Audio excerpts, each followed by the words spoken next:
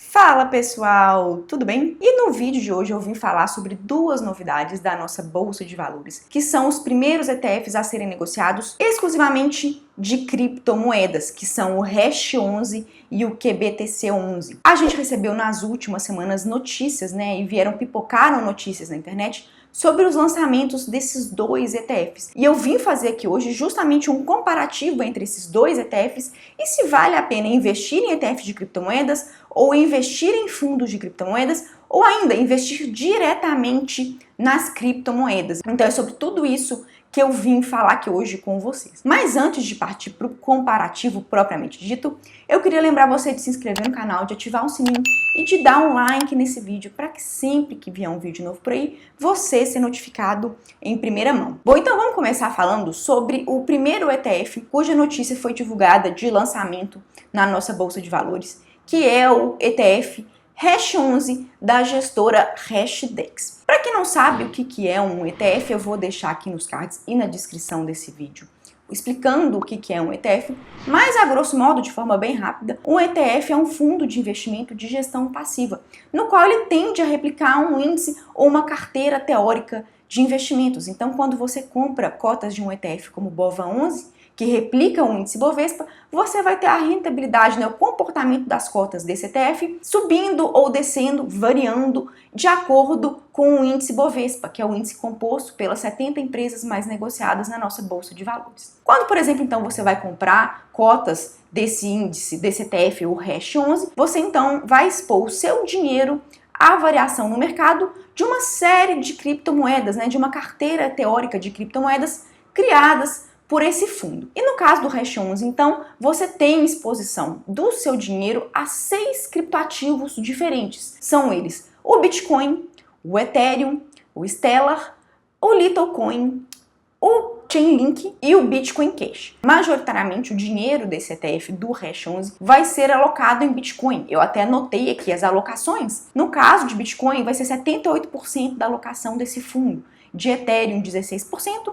De Litecoin 4% e o resto diluído em Bitcoin Cash, Chainlink e Stellar. Já no caso de QBTC11, que foi o segundo ETF de criptomoedas anunciado pela nossa Bolsa de Valores, ele, diferentemente do Hash11, ele tem exposição em um único ativo, que é o Bitcoin. Ou seja, ao comprar cotas do ETF QBTC11, você vai expor 100% do seu dinheiro à variação do Bitcoin no mercado internacional. E aí você pode se perguntar, qual que é melhor, o Hash11 ou o BTC11? Não tem como dizer qual é o melhor, porque são investimentos diferentes que investem em criptoativos diferentes. Mas do ponto da diversificação, obviamente o Hash11 ele sai em vantagem, porque ele expõe o seu dinheiro a 6 criptoativos diferentes, enquanto o QBTC11 vai expor o seu dinheiro só a Bitcoin. Mas aí a questão de investir ou em um ou em outro fica ao gosto do freguês, se ele vai querer diversificar mais ou se ele vai querer concentrar mais o seu dinheiro em Bitcoin. A gente ainda não sabe qual vai ser a taxa de administração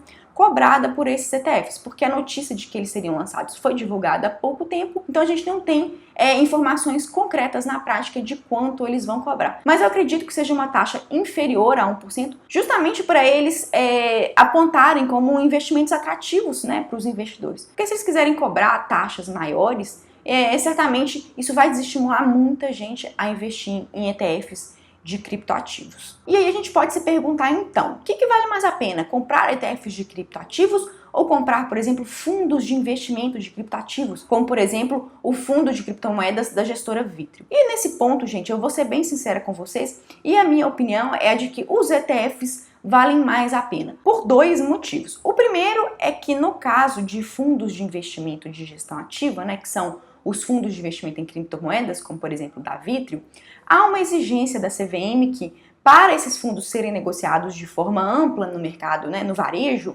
eles não tenham exposição maior do que 20% nessa classe de ativos, exposição maior do que 20% de ativos vindos do exterior, alocados no exterior. Então, quando você compra um fundo de criptomoedas de uma gestora como a Vitrio, de fundos de criptomoeda que também são oferecidos no Banco Inter, você pode não estar sabendo, mas você efetivamente só investe até 20% do seu patrimônio em criptomoedas.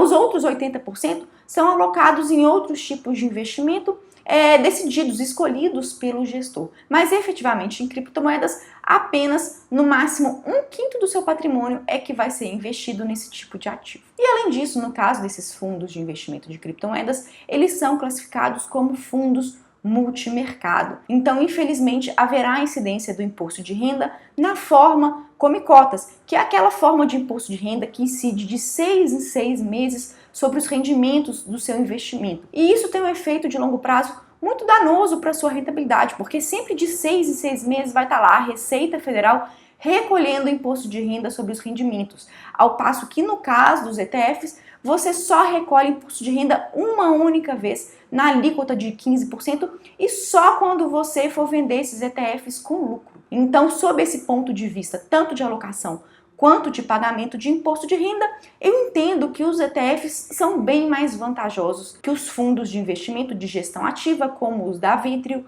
e como os do Banco Inter, por exemplo. E aí você pode se perguntar então, tá bom, com relação a ETF versus fundos de investimento, o ETF tem essas duas vantagens. Mas e com relação a comprar ETFs versus comprar diretamente os criptoativos? E aí, quando a gente faz esse tipo de comparação, realmente existem prós e contras pelos dois lados. Porque é o seguinte, quando você compra diretamente criptoativos, quando você vai lá numa corretora e compra bitcoins e põe eles na sua carteira de investimento, por exemplo, existe uma grande vantagem que é, quando você transfere esses criptoativos, esse bitcoin da sua carteira da corretora para uma carteira privada, os bitcoins eles ficam totalmente protegidos. Só você ou alguém que tenha acesso às chaves privadas da sua carteira privada é que vai conseguir pôr as mãos nos seus bitcoins. Então eles ficam protegidos de uma eventual ingerência do governo, eles ficam protegidos de uma ameaça de confiscabilidade, que a gente sabe que nos dias de hoje isso é muito improvável de acontecer,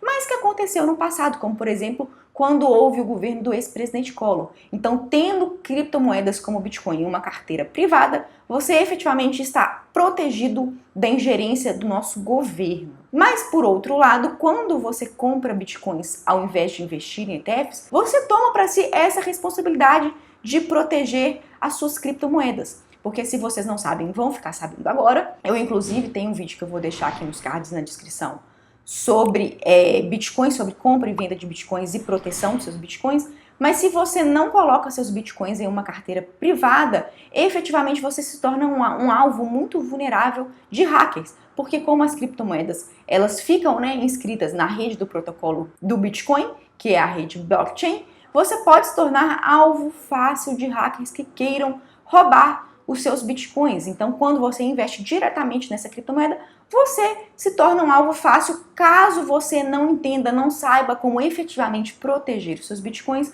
numa carteira privada. E no caso de investir em ETFs, não, essa responsabilidade sobre a custódia propriamente dita das criptomoedas, dos bitcoins, fica sob cargo, sob responsabilidade da gestora desse ETF. Então, por exemplo, para quem é um investidor iniciante, ou para quem tem pouca prática e pouco conhecimento sobre como proteger suas criptomoedas em carteiras privadas, os ETFs então apontam sim como uma grande vantagem. Mas como tudo não são flores, no caso dos ETFs, como eu já tinha explicado anteriormente, você paga 15% de imposto de renda sobre a valorização da cota do ETF quando você vai fazer a venda, né? E no caso de você ter criptomoedas diretamente quando você compra por uma corretora, há uma vantagem que é a questão de que você tem isenção na venda com lucro de até R$35 mil desses criptoativos. Então, por um lado, você tem um risco maior de ter que se preocupar com a proteção dessas moedas, mas por outro lado, você tem a vantagem de ter a isenção de imposto de renda. Então, o que eu gostaria de ter falado nesse vídeo para vocês era justamente isso que eu trouxe aqui, os prós e contras de cada investimento.